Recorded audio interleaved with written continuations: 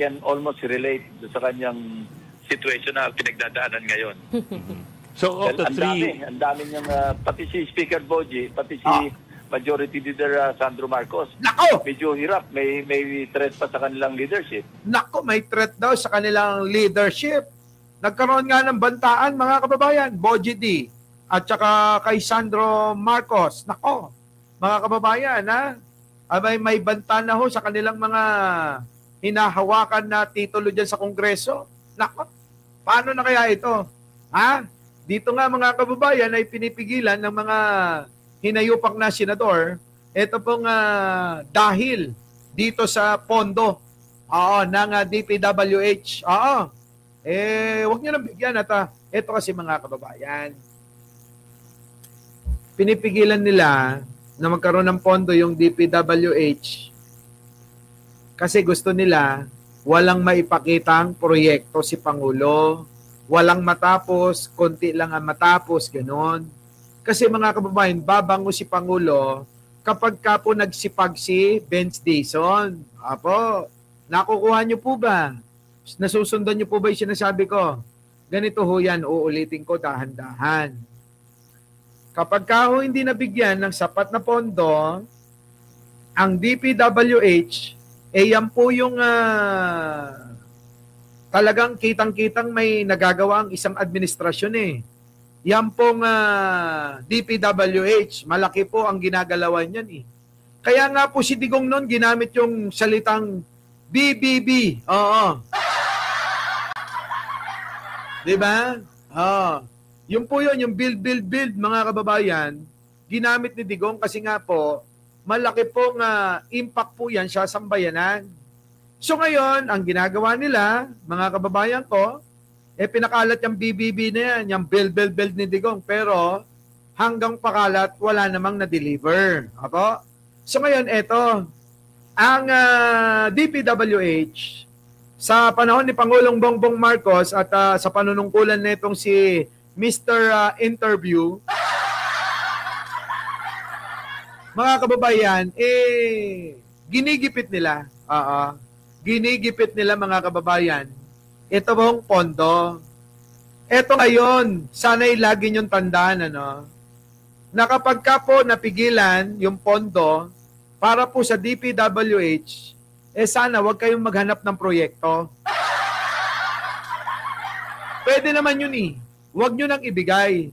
Pero diinan natin na wag maghanap ng proyekto ang mga Pilipino at etong mga senador na ngayon naggagaling-galingan.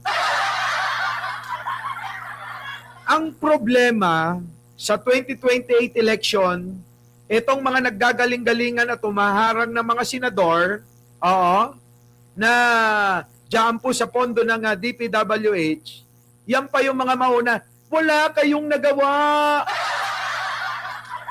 Sila pa yung mauunang maggaganon, samantalang sila nga yung kumukontra. Diba? Diba? Ilagay ang budget sa NBI. Ilagay nyo sa kamay ko yan. O, tignan, baka pati yung bahay nyo, pati bubong nyo, simentado. So, nakukuha nyo po ba, mga kababayan ko? Ganyan ang style. Ako yan ang nakikita ko dyan. Ganyan ang style na gagawin nila. Hawakan nila at pipigilan nila at ihahaulan nila, ikukulong nila yung pondo ng DPWH kasi kailangan ma-aproban na. So, pagka nagkagipitan, hindi na talaga ma-aproban yung ibang karagdagang budget na pinababalik ng DPWH. So, ano mangyayari? Kaysa mawalan ng pondo, ilang araw na lang, 2026 na, mga kababayan, kailangan ho yung pondo para mag-function ang gobyerno. Wala hong function ng gobyerno kapag walang pondo. Okay lang sana kung ilalabas lahat ng mga politiko na hinalal ninyo, Kung ilalabas ng mga politikong hinalal ninyo yung kanilang mga ninakaw at iabono sa kanilang mga constituent, itong mga congressman tulad ni Martin Romualdez, Di ba? At saka netong sila Saldi ko, okay sana. Okay lang kahit na hindi na ma-aprobahan yung pondo na yan, wag na nating galawin, bayad na lang sa utang. Kaso nga mga kababayan, hindi nga. Kaya nga tumakbo yan para magnakaw yung mga hayop na yan eh. Di ba? Oo. Yan yung mga kababayan ko kung gano'n ang gagawin nila, no? Hanggang sa, kung ngayon mga kababayan ang sasakyan nila yung mga Ferrari, Lamborghini at marami pang iba na hindi ordinaryo sa mga mata ng mga sasakyan, tulad ng mga Diskaya, daang piraso ang sasakyan sa kaniyang garahe. Mga kababayan ko, hanggang maubos yung mga yan at magbisikleta na lang, papasok sa Kongreso, baka mga kababayan, pwede na nating sabihin na nasugpo na ang korupsyon sa bansang ito.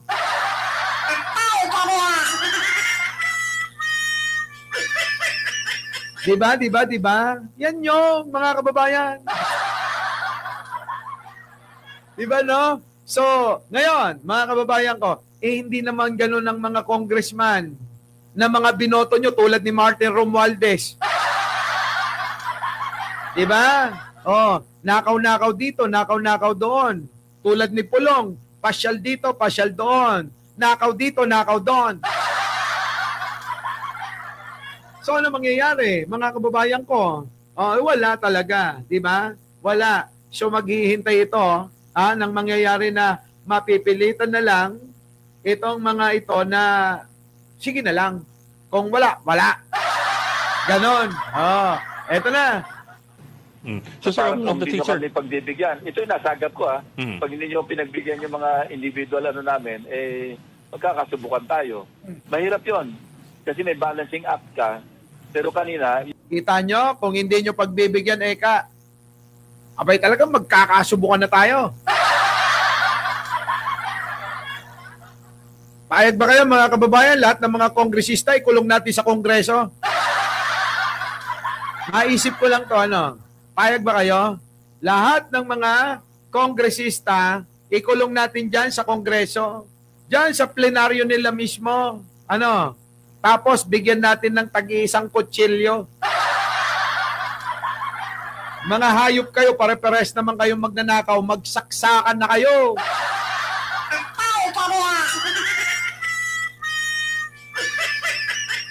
Tama ba, mga kababayan ko? Tama? Habang nasa session sila, mga kababayan, habang nasa session, ikulong lahat ng mga pentoan. Di ba? Utik na, bigyan natin ng tag-isang kutsilyo.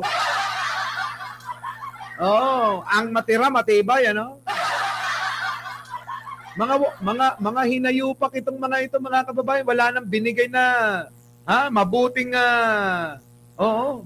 halimbawa para sa mga kabataan, ewan ko na lang,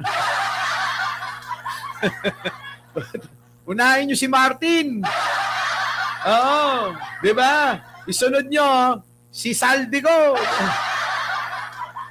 Ay, nako. At isunod yun dyan yung mga wala namang hanap buhay pero nakapilang mga mamahaling mga sasakyan. Di ba?